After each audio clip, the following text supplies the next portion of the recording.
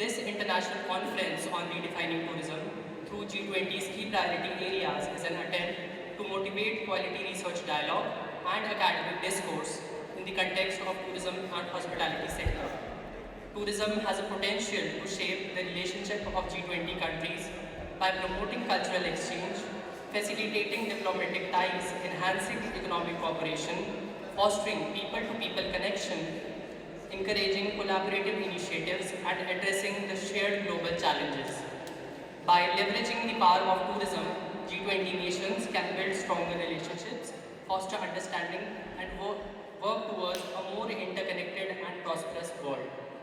To deliberate on this further, we have with us some very eminent academicians with a deep understanding and expertise over this area. So I take this opportunity to invite Professor S.K. Gupta, Director at Center for Mountain Tourism and Hospitality Studies, HNB Garhwal University, as chairperson of the session, and kindly come on the dais, sir. Please put your hands together for Professor S.K. Gupta. I now invite our first speaker, Professor Nimit Ranjan Chaudhary from Department of Tourism and Hospitality Management, Jamia Millia Islamia, on the dais. I request our second speaker, Professor Srinivas Pathi from Department of Public Administration, Mizoram University, to accompany us on the dais. Our fourth speaker is Professor N.V.R. Jyoti Kumar from Department of Commerce, Mizoram University. So please join us on the dais.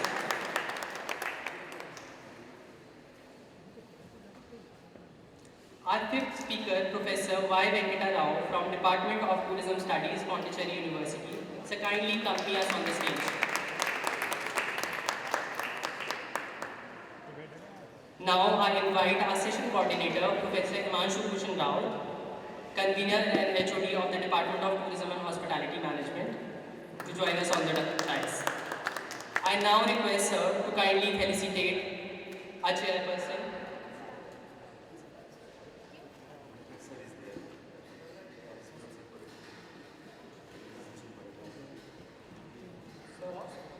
I also request our third speaker, Professor Bevraj Bhushan Parida from Department of Tourism Management, University of Burdwan, to kindly take a seat on the dais.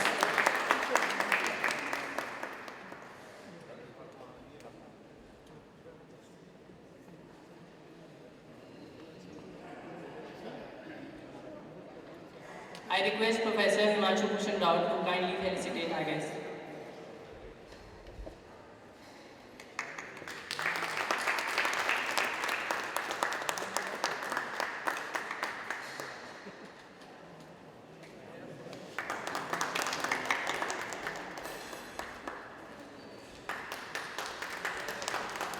I now request her to kindly felicitate our first speaker, Professor Nimit Ranjan Chaudhary.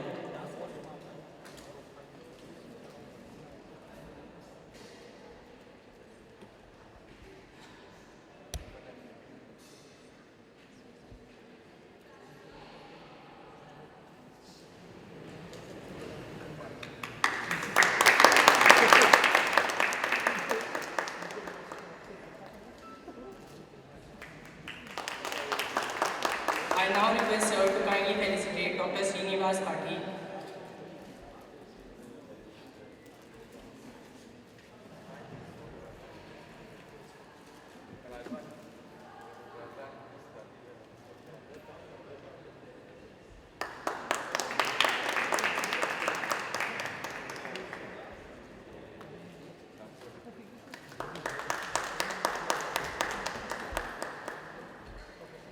Now I would request her to kindly felicitate Professor Bevraj Bhushan Parida from Department of Tourism Management, University of Burdwan.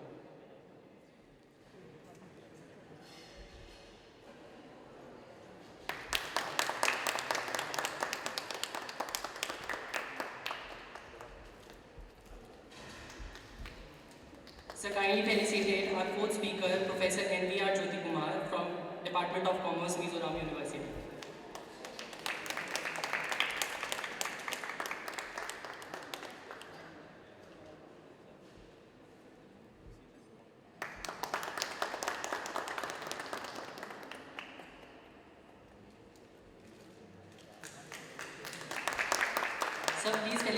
our fifth speaker, Professor Y. Venkata Rao from Department of Tourism Studies, Pondicherry University.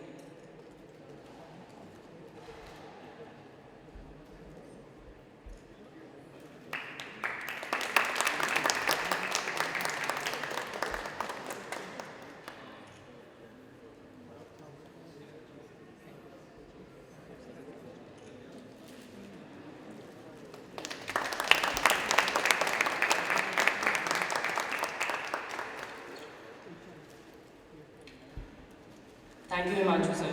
Time being the constraint, I would now give a brief introduction about the eminent personalities on the dais. Our chairperson, Professor S.K. Gupta, is a renowned tourism academician with 30 years of teaching and research experience. He has published more than 60 papers in various national and international journals of high repute and has authored 3 books. He is also in the editorial board of various national and international journals, including the Journal of Tourism. About our first speaker, many may not know that Nimit sir is a mechanical engineering graduate, but today every tourism academician and research scholar are well known about his name due to his impressive academic work, papers and his dynamic personality. Sir has more than 20 years of experience both in national and international universities and has been pioneer in kickstarting and founding various departments, institutes and campuses across the country. He was also the founder and HOD of the Department of Management, Mizoram University in 2007. So we welcome you back to your own department. Our second speaker, Professor Srinivas Pathi, has an excellent academic career including 3 postgraduate degrees, more than 37 years of teaching experience and is presently a senior professor in the Department of Public Administration, Mizoram University. He is the senior most professor of the public administration domain in the entire country. Adding glory to his name, Sir has been awarded NR Inamdar Award for his excellence in teaching and research in public administration. Sir, it is a privilege to have you here. Our third speaker, Professor Bevraj Bhushan Parida, is the director at Swami Vivekananda Advanced Research Center, the University of Burdwan, West Bengal. He is a dual postgraduate in economics as well as management and has obtained a doctorate and DLET as well in management. He has published in reputed journals in the areas of marketing, customer relationship management, and its application in tourism. Our fourth speaker, Professor N.V.R. Jyoti Kumar, currently serves as the head of the Department of Commerce, Mizoram University, and has been a part of Mizoram University since 2006. He has a rich experience of around 38 years. He has authored more than 40 research papers, 4 books, and 20 plus book chapters. Our fifth speaker, Professor Y. Venkata Rao, has always been a bright-minded and was the gold medalist in his master's program. He pursued his doctorate degree from Tezpur University and FTP from IIM Ahmedabad.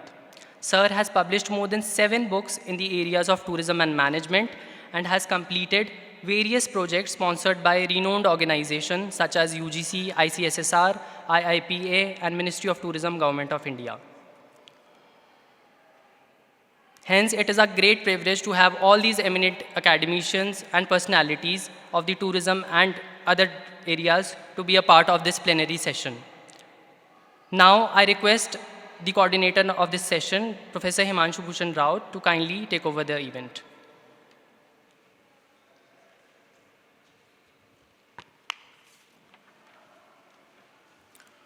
A very good afternoon to all. At first, I would like to welcome our distinguished resource persons again for the first plenary session of the international conference. Also, I would like to thank Aditya and Rahul for introducing the honorable chairperson and speakers for this session. Although luminaries for this session need no introduction. In this session, the eminent speakers are going to talk to us about the key priority areas in the field of tourism, which is a subject in which we are all vastly interested and intrigued. So we hope that thinking and inputs from their perspectives would surely complement the ongoing development works in the field of tourism and hospitality. Tourism is key for the success of many economies around the world. The benefits of tourism on host destinations have already been recognized.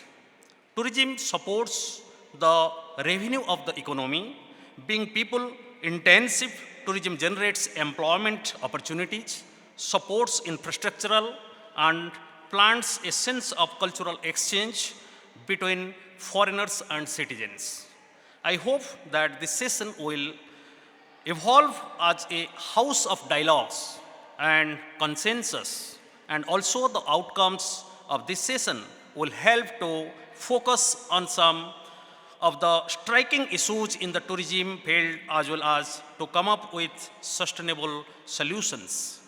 Lastly, we must continue what we have started, and in the world of uncertainty, we must never deviate from our goal for sustainable development. With these few words, I would humbly request the chairperson to proceed with this session. Thank you so much, sir.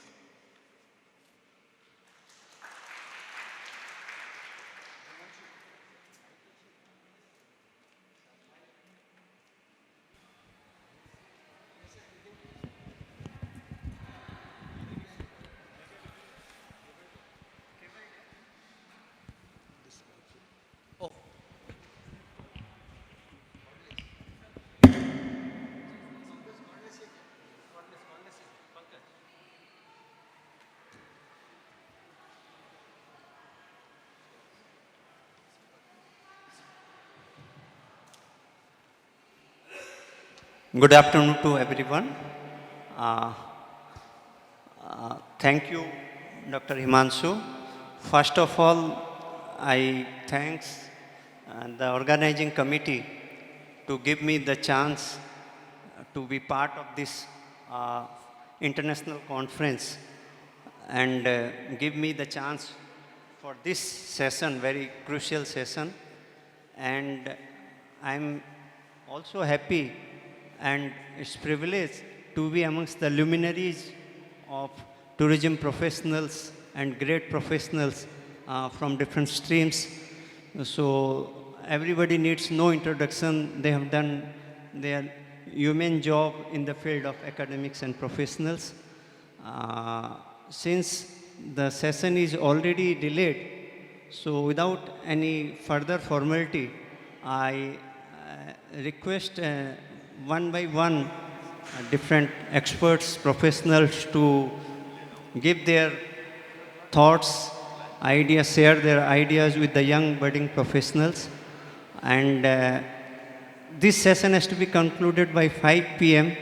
So it is my customary or formal duty to request, I rather request all the experts to be in time. So I also promised my co-professionals and speakers that we all are tourism professionals, and I was discussing Professor Nimitji about the USP of one of the successful airlines, that is Indigo Airlines. They always see the tag word, we are before time. So I think I don't say before time, but I request them to be in time. So I request first, as per the serial of this speaker one, Professor Nimit Chaudhary to share his thoughts. Thank you.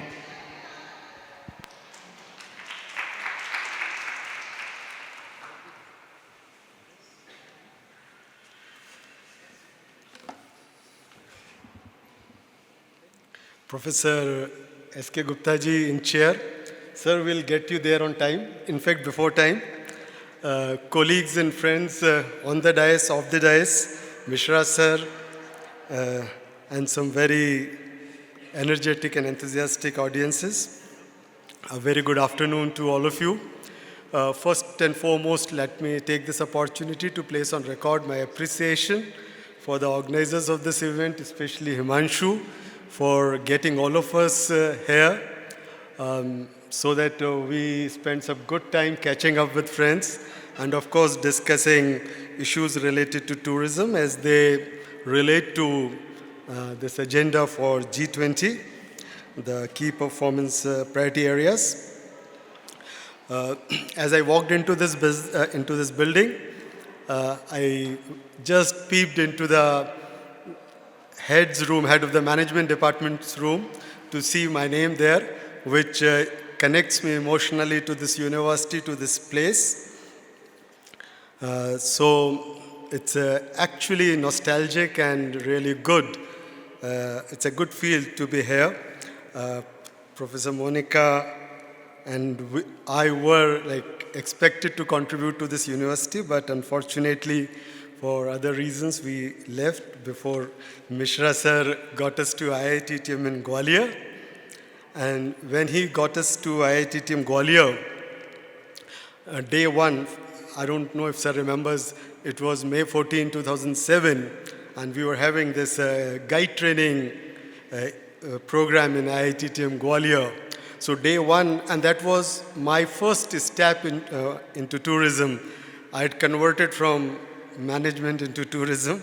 So as I stepped into tourism, it was tour guiding, and there and after, it captured my interest also, and I could do a bit of, contribute my bit to tour guiding, interpretation, tour management, and things like that, which essentially turns me into a storyteller. So I stand before you, and because we are here post-lunch, so I try not to talk something very serious, but yes, I wanted to share with you my thoughts in the form of stories and anecdotes as they come up. Initially, when I spoke to the organizers, they said that I should talk for some time about one of the 5 KPAs that they have identified. But then in the morning, inaugural session, I was listening to Professor Bhartendu Singh, and he brought up this issue of infrastructure and closeness to nature. So he said that in a way Mizoram is good because it's not as urban as some other destinations are, which means that it is much more closer to the nature and far from the built environments that we have created. So this is what he said. But then, as he spoke, it reminded me of a very recent, it's not a thing, but Ministry of Tourism, Government of India, just 15 days back, decided to support my department, that is Tourism Department, Jamia Millia Islamia. They supported and they said that our university should adopt a village. So we adopted a village called Village Sarna in Nainital. And ministry supported travel of around 25 students to this village. So these students were supposed to go to this village, stay there for 3 days, accompanied by some teachers and 2 officers from the Ministry of Tourism. So what the students did was, as they normally do, they created a WhatsApp group and included some of us also in that group. Us means those teachers and some of the researchers who were actually not traveling to that village. And the moment they set off from Noida, from Jamia Millia, they started posting their experiences, sharing their experiences, pictures and videos. And what we could clearly see was that they were enjoying every bit of their trip to this village. They went up to the village Sarna. It is a few kilometers ahead of Nainital. So they were for this trip to Nainital. So they were thoroughly enjoying their trip. But what came as a surprise to me was that in between the trip, these teachers from my department and these officers from the Ministry of Tourism, they would want these students to narrate their experiences and what could be done about the village so that tourism can be promoted in those remote places. So there would be a mic, and now a student is to formally come up and say something. So what happened actually was invariably they were enjoying their trip, but then when they were asked to make a formal comment, they would say that, look, this is a great place to be. Just keep in mind Aizawl and Mizoram also. So the student would say that's a great place to be, and the government should create infrastructure, and there are a lot of activities that could be done here. They enjoyed the place 3 days, not doing anything, but they would always recommend some activities, some adventure, some fun. They said that government should come up with the lodges, and B&B should be promoted and things like this. So the bite is over, and again everyone is enjoying. Now this actually made us think that they are enjoying in a different way, and they want the village to be promoted very differently. Just to connect the dots, we all realize there's a lot of research that supports this whole idea that post-COVID, the human race has got more sensitized, they have gotten more mindful, they want to connect. Bhartendu ji said in the morning that they want to connect with nature, and that's absolutely true. Data also suggests that every weekend, especially from a place like the one I come from, that is NCR, you have thousands and thousands of vehicles leaving every weekend to offbeat destinations in Uttarakhand, Himachal, Rajasthan, some places in UP and Madhya Pradesh also. And people would go away from the urban environments to the rural environments. Government of India also picks this up. They have come up with a special group that is talking about the promotion of rurality and rural tourism. So everything is in sync. We want rural tourism. We want tourism which is, premised and contexted in the nature. And we want to promote these villages. We want to promote this nature. But the question is, how do we promote it? So these students, management students from our department, these professionals, they're suggesting that we should bring in a lot of activities. What attracted my attention was when Bhartendu ji was talking about a few sites in and around Aizawl, he said that this is a great place to be, but what would a person do there? There's nothing there, so maybe we set up some swings or we set up a restaurant, and this was exactly what most people would suggest. Another research parallel, maybe I'm pronouncing the name of the village, but it's a famous village in Meghalaya, Movilong, whatever it is. So some of our students were carrying out a research there. They're talking to a lot of tourists that what is good about this place, what is not so good about this place. And one of the key findings was, or one of the key information that came back to us was that a lot of people who are visiting this village said that this village is commercialized. And the feel for which they wanted to travel to this village is not there. So they come to this village. There are a lot of good, attractive places that have been set up by the government and other agencies, private and public agencies. So they enjoy this. And at the end of the day, they would like to retire to nearby villages which are more serene, which are more quiet, which are more peaceful. So the original unique selling proposition of this village was its rurality, which it has lost to the commercialization of the place. Now, this example from this Meghalaya village, what our students experienced in the Sarna village of Uttarakhand, and what I listened in the morning, reminds me of one of the articles that I recently wrote. And this article was about a concept called, it's written in English as Haigi, but it's called Huga.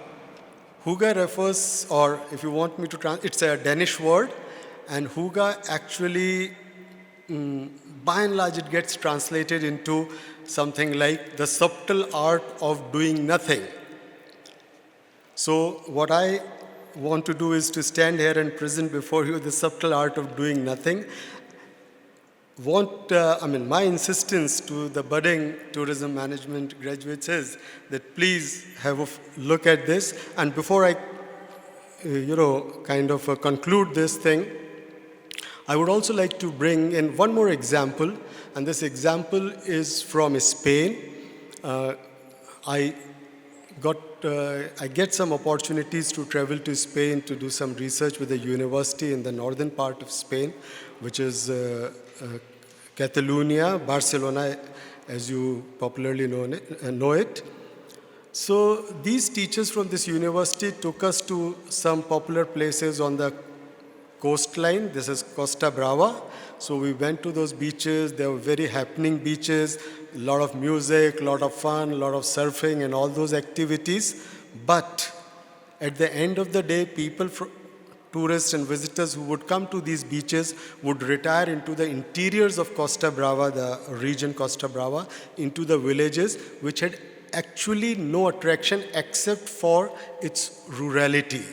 So a rural place, the USP was rurality besides anything else. So people would retire to this village, which was a slow village, serene place, quiet place, no disturbance, no noise, no music, nothing doing. Villages would have a parking outside the village, so you bring your vehicles up to those parkings outside the village, and then you slowly walk into the village and just walk randomly in the lanes of those villages, doing actually nothing. Now, this is precisely what I want to argue. My argument is that if you look back at the evolution of our race, that is the human race, we were actually created to be in sync with the nature.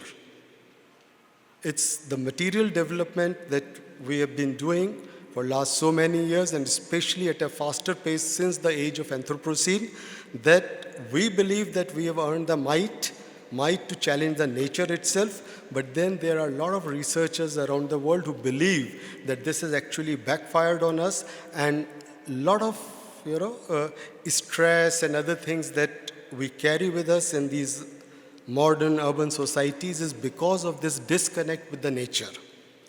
Every place, every natural place has its own rhythm, has its own pace, has its own personality.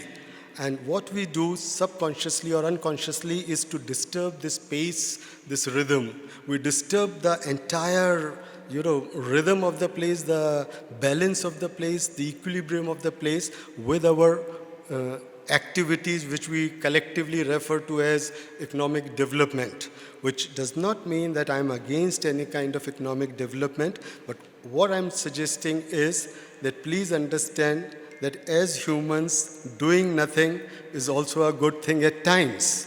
We all love to do nothing at times.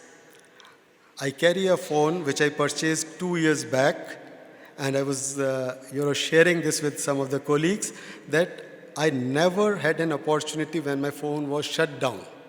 Yesterday it got, because the battery drained off, there was no power for almost 7 to 8 hours in the guest house that we are putting up.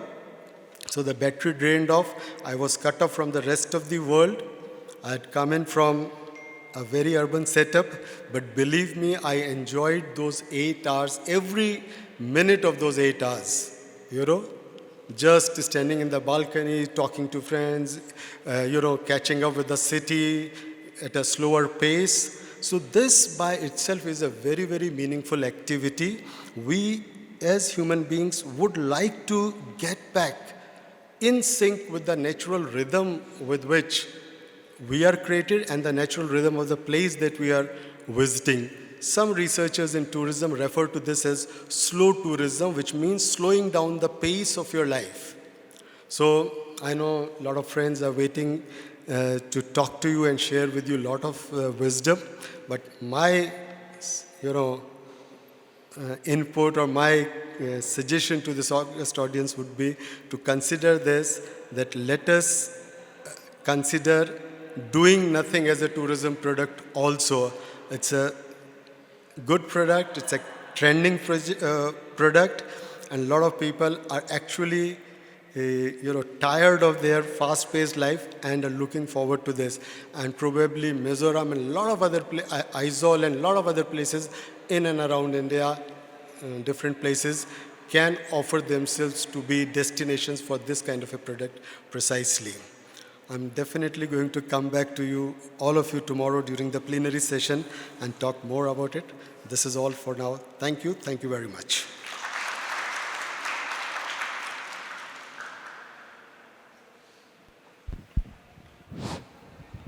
Thank you, Professor Nimitji, for keeping track of time also, and within that short span, he convey such an important message about the type of tourism, environmental sensitivity, new concepts, and this I hope the young budding professionals has got the message what he wants to convey. In this series, now I invite another eminent professor, Dr. Srinivas Padiji, for sharing his thoughts.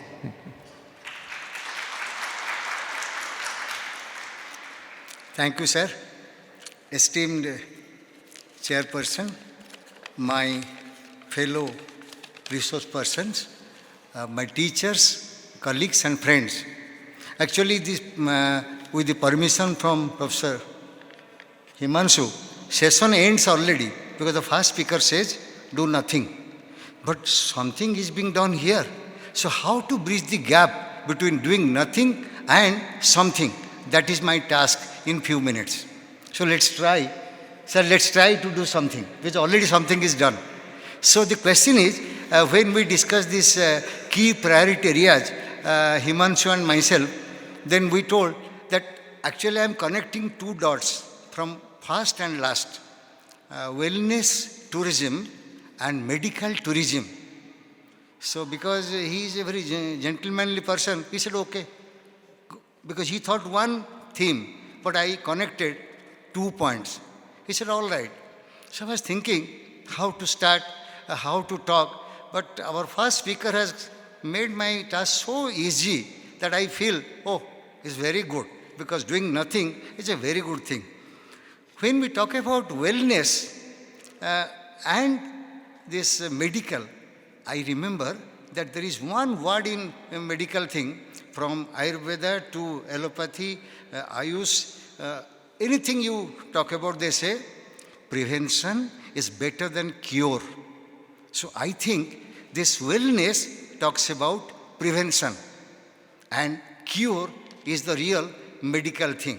So when we talk about environment, we talk about sustainability, it's all about physical, mental, emotional, psychological well-being. And if we have that, we don't need anything else. And one apple a day keeps doctor away, so they will kill me. That is such a multi-billion-dollar economy, medicine, corporate hospitals, and you say one apple and doctors go away. Where? To USA? No. Because in India itself, we have got islands of medicals. From Gurgaon to Bengaluru to Pune to Bhubaneswar to New Delhi, Mumbai, what not. There are islands where world-class medical facilities are there. And little part of it, we talk about medical tourism, because people from the rest of the world, destination was Houston, USA, and many, many places. But now, for at least South Asian and Southeast Asian countries, India is the West, and India is the destination, including South Asia, our neighborhood. People think India is good for medical tourism. So let's have it, because nothing can be done. And when my daughter, who is with National Health Authority, consultant, gold medalist from IIT, she says, Papa, I had headache and the doctor says 5 tests, what to do? I said, because you are in NHA and they have 5 tests. But your poor father, when I have headache, I talk to some, they say, you do one thing, have 1 glass of hot water, wellness, back to the nature. Somebody says, oh, take some cumin seeds, oh, some honey and lemon. Nice, and I get it. But you are with health authority, so you should go for medical tourism. I go for wellness tourism. Dear friends, this country, India, we have got wonderful things. Because in tourism language, if I can tell you, Kerala, God's own country. Madhya Pradesh, heart of India. And this place, Northeast, paradise unexplored. And let me come back to my state, Odisha. They are little bit jittery. What tagline they will give? They started with soul of India. Somebody didn't like. Then serene, scenic, sublime. No, not good. Then finally they rested on one line, the best kept secret of India. Dear friends, individuals, groups, families, villages, districts, states, and India as a whole, we have a vast resource of wellness tourism. We have got all the best varieties of flora and fauna. We have got biodiversity hotspots, including one in Northeast. So what happens? Only thing is connecting the dots. There are WhatsApp messages. Oh, if you take this seed, oh, it is good. Even cucumber is good. A little bit of lemon is good. Little bit of ginger is good. Dear friends, everything is good. Only problem is we have forgotten the grand old Charaka, who was the exponent of Ayurveda, who went to the forest, didn't come back. The Guru said, what happened? I told you to bring me 2-3 plants who do not have medicinal value. What are you doing? He said, Guruji, I find everything and anything has medicinal value. So how can I come back? So that is the person. And this we have to come back to. When we talk in the backdrop of G20, that India should go back to this, that everything is there, we have to connect these dots, individuals with their expertise. I have seen villages in this country where some individuals, they have simple miracle in their hand. By touching you, they can cure, not quacks. They are people. And there are people who have certain elixir. If you get it, you feel so refreshed, not intoxicants. This country has so many things. So only thing is that we should start from the ground. And while we look up to the sky, our feet should be on the ground. We start with wellness and coming to the medical tourism. Dear friends, when all those big corporate giants have their hospitals, so should they close down and go to the forest? No, because we know everything. We want everything. This country, which is the largest country, largest democracy, and having 142 crore people, we can make the wonders. And tourism is that point. It is not only one of the activities, it is the panacea. It is coming towards that activity. If you go to G20 different verticals, you will find Youth 20, Startup 20, Civil 20, Education 20, Culture 20, and you mix everything, we get tourism and hospitality management. I take one letter from this department, but I am just one ordinary Indian talking to you loudly my thoughts. From tourism, let us take this T. This T is technology. Minus technology, even wellness thing, if we want to make documents, we need that. Because India, we are very good in speaking, but writing, documenting, and preserving, we are a little bit backward. That T for technology we want. If we say M, I take M from management, it is also miracle. Miracles do happen, you have to believe in that. And H stands for hope. Let's hope that if this country, with all sorts of resources available to us, the flora, fauna, the people, their ideas, activities, just we have to connect them so that this country, starting with tourism management, wellness tourism, medical tourism, it will start startups. It will have so many types of economic activities. And what sir was thinking about, yes, there will be development without destruction or minimal destruction with sustainability. Because at the end of the day, we live for today and we'll keep something for the future. Way back in 1972 in Helsinki, they were discussing development and environment. And the tagline that time was, either we have a common future or no future. And in 51 years, same thing is there. It doesn't change overnight. So when we think about this wellness tourism or medical tourism, I think we need one small hut where tea is sold in 5 rupees, wellness. And also there are hotels where 1 cup of tea you pay 200 rupees plus GST plus other taxes. All should exist because in this country, 3 centuries coexist. 19th century India, we have bullock carts, we have roads, we have not so road-like situation. 19th century India, bullock carts India. 20th century, bumpy roads, small towns, we have got radio sets also. People are very happy. And we have 21st century India, where jet life, everybody is tech savvy. Children, they have 2-3 mobile phones, and morning in Delhi, afternoon in Mumbai, and evening in Bengaluru. We still can manage because India is that India where 3 centuries coexist. So why not wellness tourism with medical tourism? Thank you very much.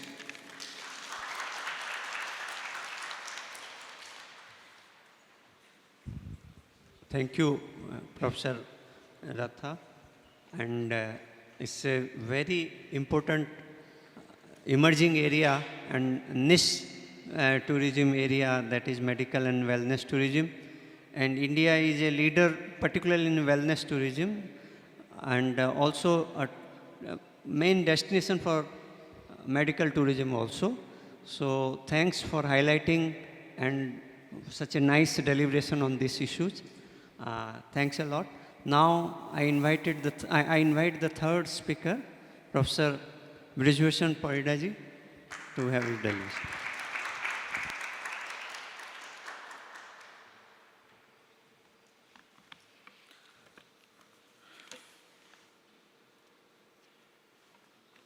Respected Chairperson of the session, Professor Gupta,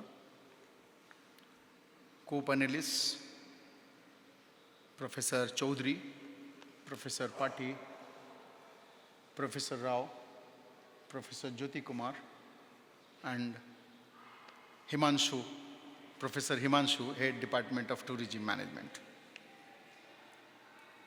It's a privilege, a rather proud privilege, to be here in this occasion and again to be part of this plenary. Many speakers have spoken about the topic during the inaugural session and also in this plenary session. If you look at the theme of the international conference, Redefining Tourism through G20's key priority areas. A simple question comes to my mind. Redefining tourism, why and what for? We have talked earlier in many occasions about the contribution of tourism in terms of economic contribution, social contribution.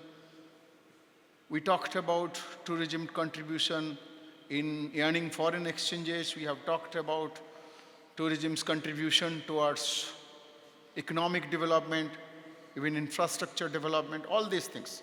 Again, we have talked about wellness or well-being, tourism's contribution to the well-beings. If tourism is doing such a marvelous or wonderful job, then why we need to redefine it? And what for we need to redefine it?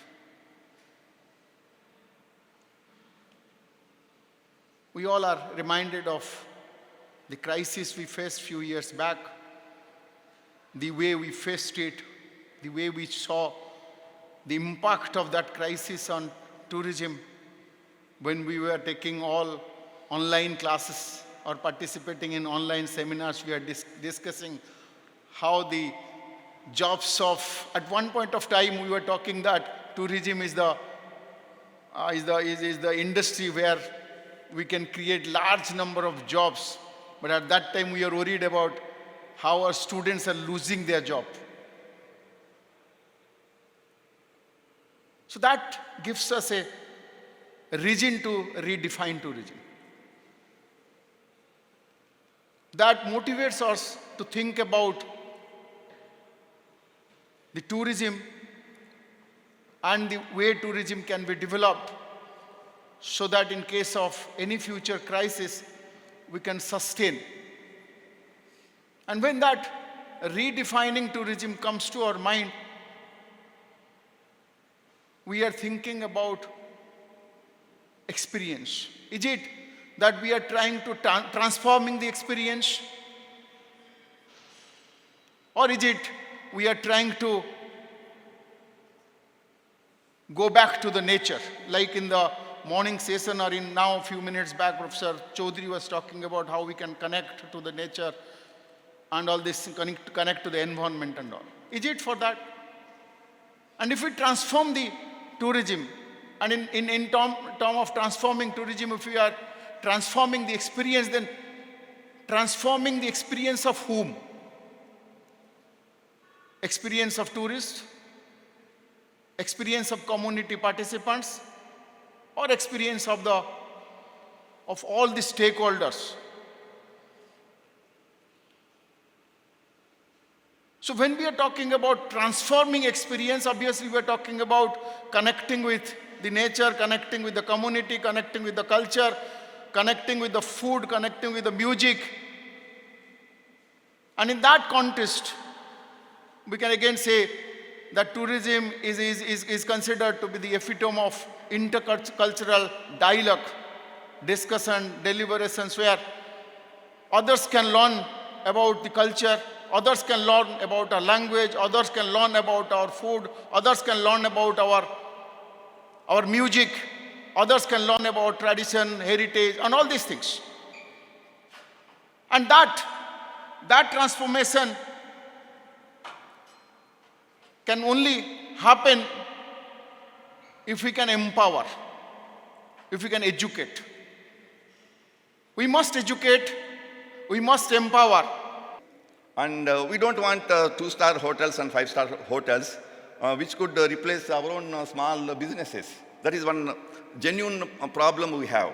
We don't invite, being native tribals, we don't want to invite people to set up their businesses in our own region. We have our own, apprehensions about that. And there is enough evidence to prove that states like Tripura got affected very much because of that free entry policy. That's why we don't want to have free entry. So these are some of the genuine, at the central level, Government of India is trying its best to improve our infrastructure facilities here. They are doing it very well, it's fine.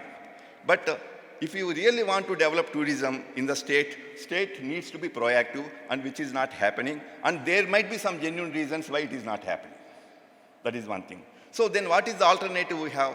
And you people advocate about alternative tourism, ecotourism, right? And there are a good number of tourists nowadays. They want to go to places like Mizoram, which is nature friendly and which is free from pollution, right? And they want to mingle with people who are different from others, who are innocent, who are tribals, who are in their villages, right? And such type of class, if we could promote this type of destinations for consumption of niche markets, then it may be possible to attract quality tourists who could spend some time here. And for them, we need to chalk out our strategies. So this is some stray ideas I'm getting about when you are talking about tourism in Mizoram. Thank you very much. Thanks, Professor Jyoti Kumar. So it's a good suggestions, and also that why, what is the root cause of Mizoram not developed as a destination or after so much of potential. So, but times is changing now, and need of the hour is there, that the tourism is one of such source of economy which can, if constructed or is developed in a planned way, then it will definitely contribute for the regional development in that sense. So that's policy and planners has to think over it, ponder over it, and decide. Thank you very much. Now I invite our next speaker, Professor Pravakar Rath, to deliberate upon this theme. Thank you, sir. So, respected chairperson of this plenary session, Gupta sir, my co-panel members on stage, off stage, our Guruji Mishra sir, and other friends, students and scholars. So I am the last batsman, because we have seen very good score by my co-players, and I will try to do my level best in terms of adding a few points to the discussion that is taking place. At the outset, let me appreciate Professor Himanshu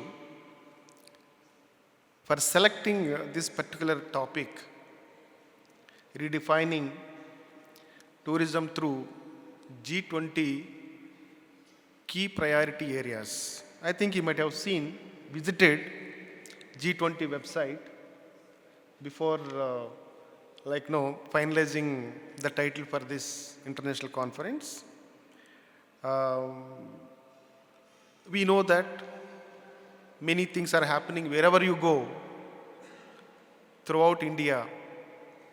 That may be Kanyakumari or Kashmir, Srinagar. Recently I had been to there. And even if you just come to Northeast, you'll find commonly one common signboard is G20.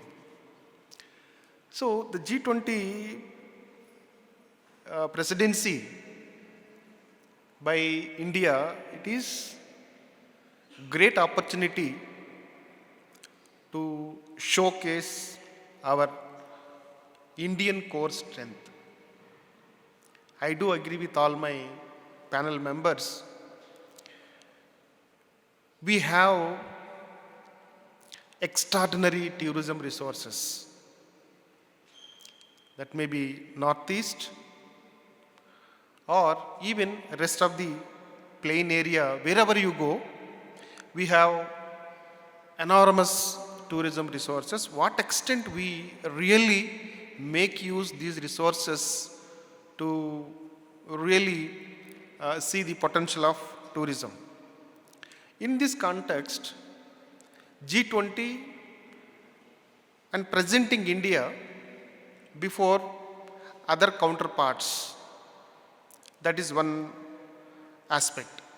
For that, we have tourism working group exclusively focusing on identifying different destinations, organizing tourism summits along with G20 delegates from different countries. Recently in Pondicherry, we had one tourism working group summit on the theme of sustainability and spirituality. Sustainability and spirituality is the theme for Pondicherry tourism working group. So where we were there, and delegates from all countries, G20 countries, they visited Aruveli, and they were there 2 days. And one day we had deliberations in Star Hotel, then we just looked at particular theme, sustainability and spirituality. Just keep sustainability word aside for some time. Just look at the spirituality. Spiritual in the sense, we have uncountable knowledge base in spirituality front that had to be trapped and projected as our core strength before G20 countries. So like that, we can see that the tourism and G20 countries, because the theme is mainly on G20, the key priority areas, I'm just focusing on those things. And as we understood, there are 5 major things.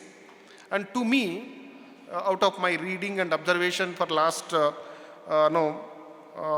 more than 1.5 decade in tourism, when we are talking about the green tourism, I think morning one speaker mentioned from Bangladesh about what is actually green tourism, well defined and then well explained. But when we see from the Indian perspective, green tourism, it's all about sustainability in all sense, responsibility and resilience of tourism sector. What extent that stability that we have in India for tourism industry. And brother Parida sir is mentioning about the employment crisis when we had COVID-19. We are not able to provide employment for many of our students. They are out of job. They were selling vegetables. They were in different types of activities just for livelihood after working as managers in various reputed tour operating companies. So this is one aspect I think the scholars and students you can think on when we talk about redefining. So green tourism under that particular concept, resilient tourism sector is the need of the hour, and in future any unexpected any incidents, last we had health related, frequently we see the financial crisis, or maybe we don't know the climate related, the crises are there across. And other important thing is even terrorism or even some kind of anti-establishment forces also disturbing sometimes tourism destinations. That is another challenge. So like we have more negative forces which are trying to destabilize tourism sector, because that is the first industry which is immediately becoming up and down. Right? So that is one aspect. The second thing is, of course, I have many things to add, but I don't want to take much time since I am the last batman. Let me just focus on the topic that was given to me in the invitation letter, skilling and upskilling. So I'll just, before it, I just mentioned something about skilling and upskilling in this context, G20 context. I want to just, highlight some of the important issues are in front of tourism sector, and that is there with the government of India, including the airports that we are going to see by 2025. 220 airports will be ready for operational. That is one development. The second important the target is by 2047 our target is 1 trillion tourism economy with 100 international tourists supposed to see their presence in India. So these are the future targets. And at the same time, if you just look at the tourism, the department that has taken recently some initiatives like global tourism investment summits proposed in the month of May or June. This month or next month is going to happen. And with that, Government of India is taking very proactive steps to invite the global investors to develop tourism infrastructure and to design new tourism destinations. And these are going to add so many things to the tourism sector in very near future. So with this 4-5, the facts which are there in front of us, that the Government of India is giving, and even the Department of Tourism also is actively working on these lines. Now the point is, as far as skills are concerned, which are there with our manpower in India, for that also Ministry has certain initiatives, and they are trying to impart certain capability, the training activities, and there are short-term programs, certificate courses, through which the young people, they are trying to acquire certain required skills and then joining in tourism and hospitality sector. Besides that, we have our very structured formal education at graduation level and post-graduation level, and even at the higher secondary level, even CBSE also introduced tourism and travel management at 11th and 12th standard. So this is the skill set that is slowly coming up. So when it is coming up, at this point of time, I would like to state Wheel Box Skill India Report, WEEBOX. It's a consultancy firm, and they published Skill India 2023 report. This is the 10th report. Every year, the Wheel Box is publishing Indian graduates' skills. I have been following these reports. 10 years back, employability of our Indian graduates was just around 20-25. Right? And AICT has taken the major steps, and UGC also is working in different ways. And now, this 2023 Wheel Box Skill India report shows that around 50% of our Indian graduates are employable, which includes engineering, right, management, and where you can include tourism and hospitality, education. Even then, what about the remaining 50% of graduates who are taking certificates from various institutions, colleges, and then universities? 50% still they are not able to match with the industry requirements. Now here, again I appreciate Himanshu ji for taking this particular topic and highlighting the 5 key priority areas where the skill also is one important priority area. So there we have to work. Now we are going to present our country before other 19 G20 countries, which has, as we all know, that 85% of world economy under the control of these 20 countries. These 20 countries. Then, as far as the skills are concerned among our youth, graduates, maybe undergraduates or postgraduates, if they are not employable, how we look at this redefining the academic work and then co-curricular activities and so on. Here I will just take another few minutes, sir, because we have done 2 PhD theses on tourism education in India and skill sets of MBA tourism graduates. That is one thesis by our scholar Sumit. He has completed. Now he is working as assistant professor in Garden City University, Bangalore.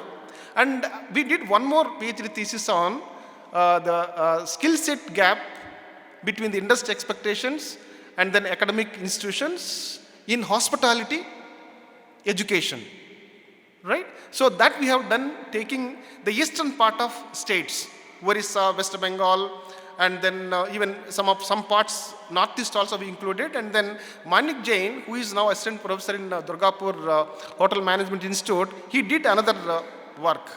Next, I want to just combine these 2 theses, and I will take only 4 or 5 points, the gist of these, the thesis, what we have identified as far as skill gap is concerned. And we are actually, whatever the skill, the report that was published by the Wheelbox, and our research thesis work is matching. When I just look at the one important point, that is the curriculum that is there in our academic institutions, there is a lot of improvement, no doubt. And even 10 years back curriculum, and today you can see so much, the change is there. And we are moving and refining our curriculum and then going, forward. But whereas when you look at the curriculum and its, the practical, the skills that are going to be imparted in the academic institutions through curriculum activities, that is actually missing. Right? That is one area, and I think we all have to look at that. Otherwise, we are going to miss bus. Maybe we are talking now just to target another 10 years, coming decade, or maybe 1.5 decade. So where we will be in terms of having the skills, and then where the other segments are moving ahead. Right? So the another important thing is when you look at the faculty and pedagogy, still we are very traditional mode in terms of our teaching methodology. Right? And are we really using the methodology that is really matching with the industry requirements? And even out of our research, we found that industry expectations always, even I think in the informal talk also we are discussing about, I think the Professor Nimit sir is mentioning about, what is the credibility of the academicians before the industry? Do we have really credibility? What kind of research we are doing? Are our research is taken into consideration by any industry? Do they give any kind of weightage for our industry, our research output? Right? So these are all the gaps, and then in that context, I just request all of you to look at this redefine, because instead of getting the answers, so the conferences, let us have as many as questions and then the queries, so that at least we can think beyond the 2 days seminar. We can work on these. Maybe some of the scholars can look at that and then take up as their projects. The another important thing is international collaboration, international linkage. That is almost all missing. So where we are, because if we see that European universities, they are very aggressive. They are just looking at the East, and then they want to have as many as MOUs, and then trying to get the students from the eastern part of countries. Right? And are we attracting any foreign the students to our campuses? What extent we are capable in that?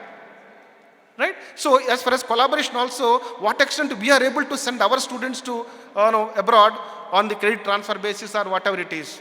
So all these are the gray areas on which we all have to look at and then think, and then in future we can work on it, and then really we can see that.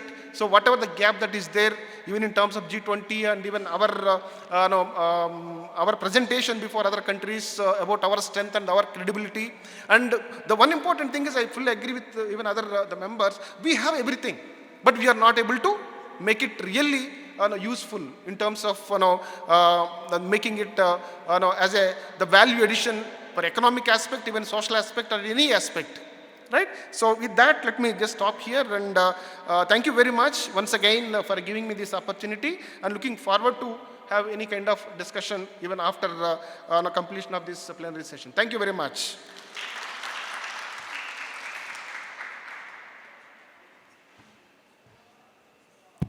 Thank you, Professor Rao, to deliberate upon a very important aspect of capacity building, which is also key area of G20. To conclude this session, first of all, I'm again thanking the organizer to give me this chance, and I'm fortunate also enough to have such a eminent panelist. We have a long association of last 20-30 years, many of them, but I'm also fortunate to have 2 more panelists from Mizoram University. While before coming to this place, I was also dreaming of coming to Mizoram, because I have seen various parts of Himalaya. I belong to that area, but this part of northeast area is missing from my side, because the best way to learn tourism is travel to learn and learn to travel. And whenever we move to any place, we are part of a global movement. And that movement bring inclusive development, regional growth and everything. And when we talk and discuss among all the discussion, certain like Professor Nimitji say that doing nothing is also a very important thing. And Professor Padi Saab ne kaha ki nahi, doing something is also. So I am finding a middle path. So excessively doing nothing is also bad, and doing doing thing is bad. And that COVID has given the lesson to us. Because before COVID, tourism is such a sector which sustained a growth continuously. Even during the worst phase of economic recession of 2008, tourism sustained the growth, other sectors have negative growth. But when COVID starts, so tourism is the first sector to suffer and the last sector to recover. But again, see the contrary, after COVID, the term revenge tourism come, and whenever we discuss about different people from different part of the India, all the destinations are suffering from over tourism. We cannot imagine the amount of growth we are seeing all those nearby tourist destinations which we cannot think before COVID. So that is the area we have to think, and that is a lesson for those areas like Mizoram who are planning to open tourism, or if they develop tourism, so the authority, the planner, the academicians, they can think on that line particularly. So that way, and one of the important area which I want to share, that is social entrepreneurship and women help group which can contribute a lot in tourism development. We have a very success stories in Uttarakhand, lot of stories are there. I want to share with that, but again, there are some kind of constraints are there, and in hill areas, I understand those constraints particularly. You have lot of constraints like transportation, so if you miss this bus, you will stay there for whole night. So I presume that here also these kind of restrictions there. This university is located very remote location, so some people has to go. So because I quote with the Indigo Airlines tag word, and I am sticking to that word, that for that reason, Indigo is the #1 airlines. So this session is also going to finish before 5 p.m. So thanks a lot for giving me this opportunity. Thank you a lot. I am confident that this plenary session has been a momentous gathering. Through insightful discussion, our speakers have explored on rurality, wellness, empowering practitioners, overcoming barriers to tourism and green tourism. We hope the takeaways from this session has provided a platform for knowledge, collaboration and formulation of strategies that will redefine tourism in a responsible and impactful manner. As we move forward, let us remain committed as individuals and researchers to create a tourism sector that strives sustainability, fosters innovation, and benefits communities globally. I take this opportunity to thank our eminent chairperson and distinguished speakers for this extraordinary brainstorming session. And sir, we'll try to do something, and doing nothing, we'll try to find a middle way between it. Now I call upon Valnan Chhuanggi to take over the event for the cultural program. We welcome everyone in this cultural event. So let us start this cultural event. Tibai. Tibai. On behalf of the Department of Tourism and Hospitality Management, Mizoram University, I welcome you all on this cultural event this evening. I am Valnan Chhuanggi, research scholar. Mizoram, known as the land of green forests and the land of blue mountains, is a paradise for nature lovers. It also boasts a rich historical and cultural heritage. This evening, we shall present you some cultural dances and traditions of Arunachal and Mizoram performed by our students.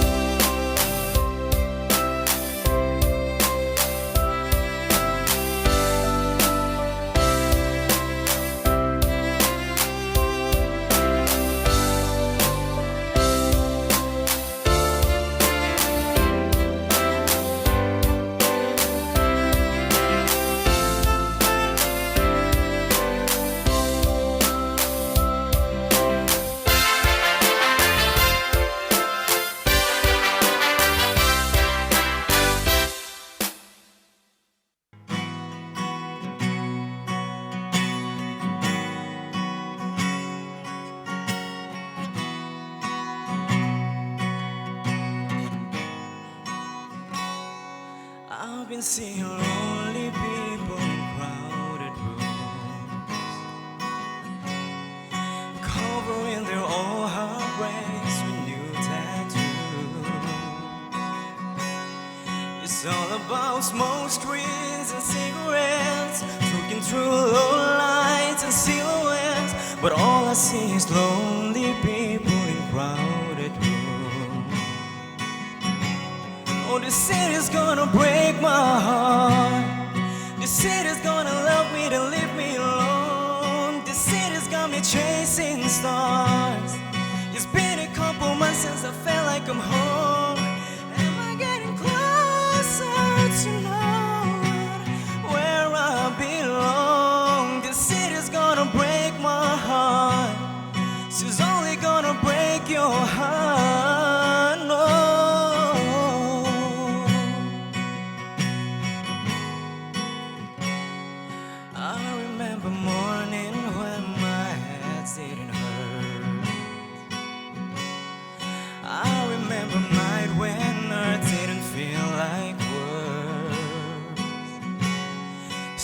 Up at noon and sits out till trees, left her perfume all over me.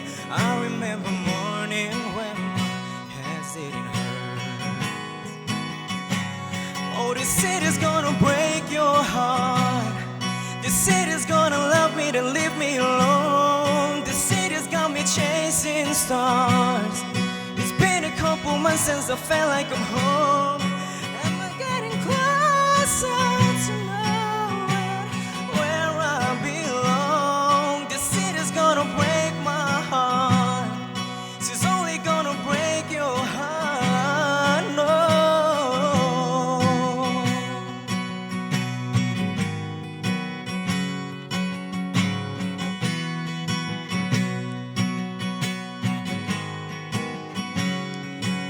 She got a hold on me. She got me wrapped around her fingers. She got a hold on me. She got me wrapped around her fingers. This city's gonna break my heart. This city's gonna love me to leave me alone. This city's got me chasing stars. It's been a couple months since I felt like I'm home. And I'm getting closer to knowing where I belong. This city's gonna break She's only gonna break your heart. No,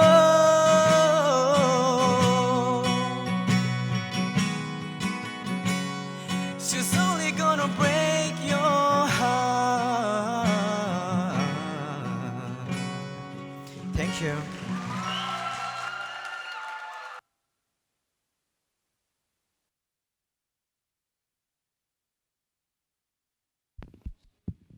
Thank you, Kana, for gracing us with your melodious voice. So on the next list, we have Arunachali and Manipuri students of Mizoram University. They will present Arunachali fusion dance of the Nishi tribe and Galo tribe. This fusion dance is performed for entertainment purpose in order to welcome the festive season. Let us call upon the Arunachali and Manipuri students of Mizoram University to perform their dance. This dance is led by Ms. Masum Pakam of 4th semester.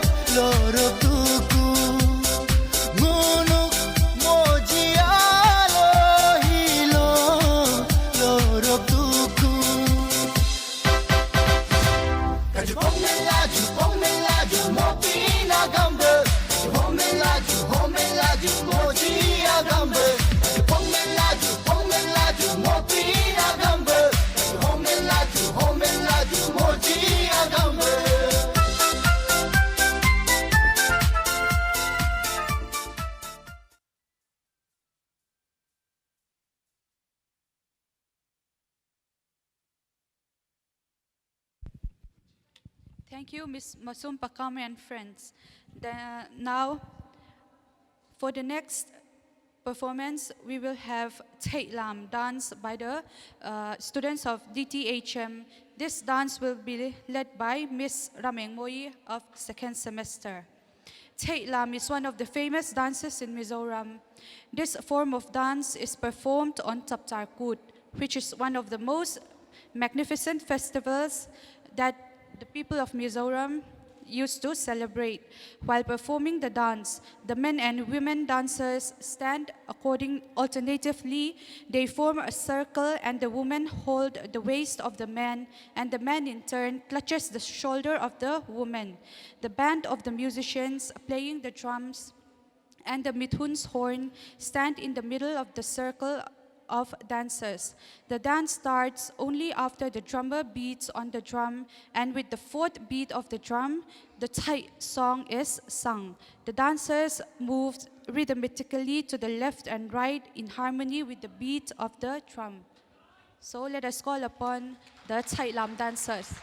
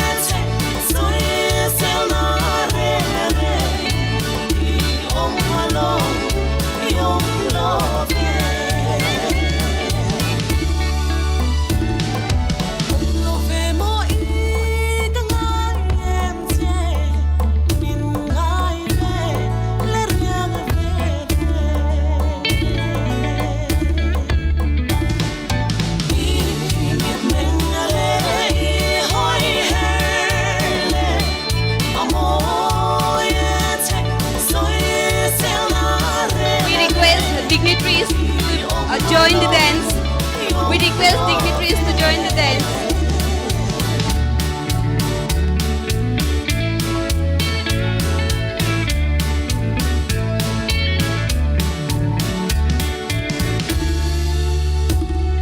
Hãy subscribe cho kênh Ghiền Mì Gõ để không bỏ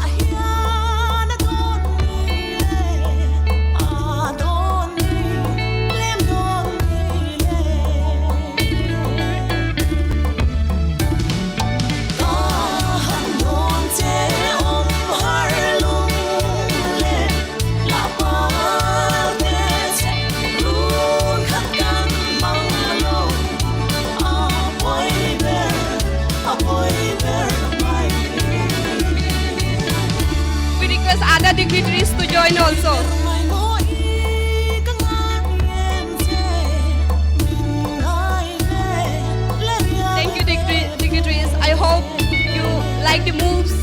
the bird.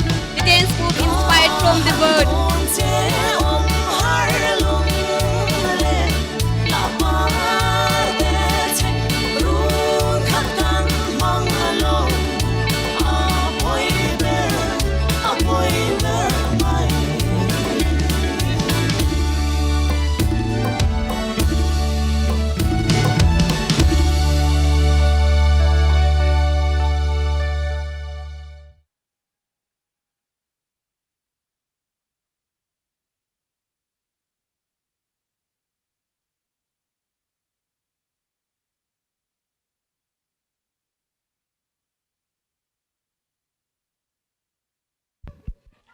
That was a wonderful performance, and the dignitaries, we thank you for your performance also.